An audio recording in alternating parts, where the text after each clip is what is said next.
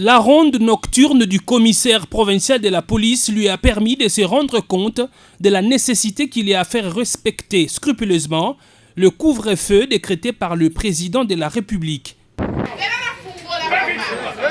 Des bars, dancing et nightclubs fonctionnent impunément pendant les heures interdites.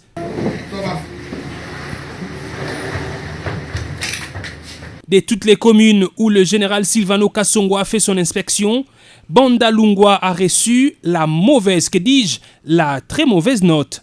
Tenez, c'est dans cette municipalité, connue comme la cité d'ambiance, que la police a trouvé des boîtes de nuit fonctionnant comme en temps normal. Ici, au lieu connu sous l'appellation de Toison d'Or, les gens dansaient et buvaient quand la police est arrivée. Certains ont pris la fuite, d'autres se sont enfermés à l'intérieur, barricadant toutes les entrées. La police a relevé les plaques de leurs véhicules laissés dehors. Toujours à Paris, c'est comme ça que les Quinois aiment appeler Bandalungwa, le commandant de la ville a surpris les gens dans un deuil organisé en violation totale du couvre-feu.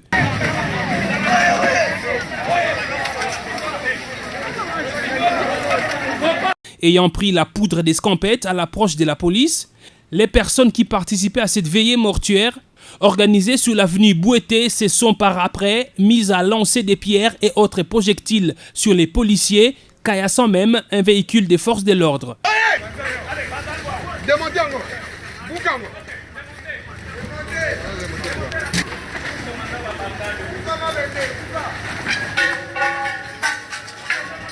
Plusieurs personnes ont été interpellées dans ce deuil qui avait bloqué tout le croisement des avenues Bouété et Inga.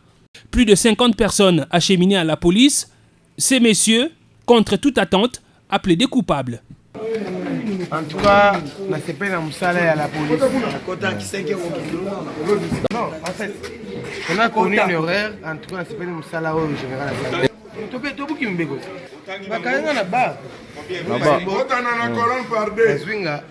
En tout cas, général, il faut relever que le commandant de la police à Bandalungwa a été suspendu par le général Silvano Kasongo.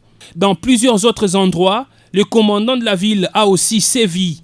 Des véhicules stationnés jusqu'au petit matin.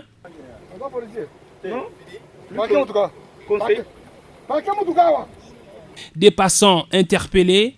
Les Quinois devraient savoir que 21h est une ligne rouge à ne pas franchir, même par les bus Transco, comme celui-ci surpris à 2h du matin.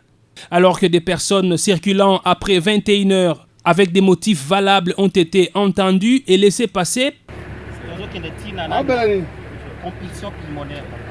Après avoir présenté les documents prouvant la nécessité de leur déplacement pendant le couvre-feu, ce jeune homme, comme beaucoup d'autres Congolais habitués à la corruption, a tenté de soudoyer un officier de police pour passer le checkpoint.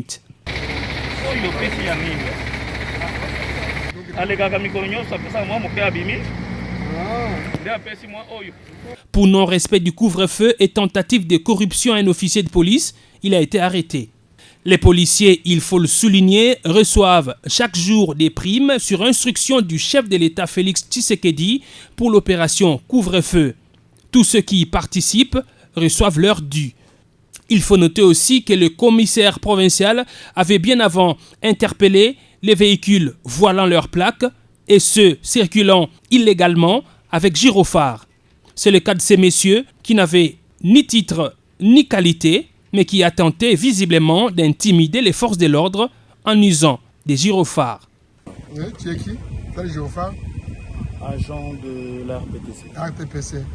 Un agent de la RTPC, même le chef de la RTPC a les droits d'avoir les gyrophares. Tu n'as pas suivi le communiqué de la police? Bien. Pourquoi tu n'as pas enlevé? Tu viens intimider les politiques qui sont à la barrière? Je ne viens pas intimider qui que ce soit.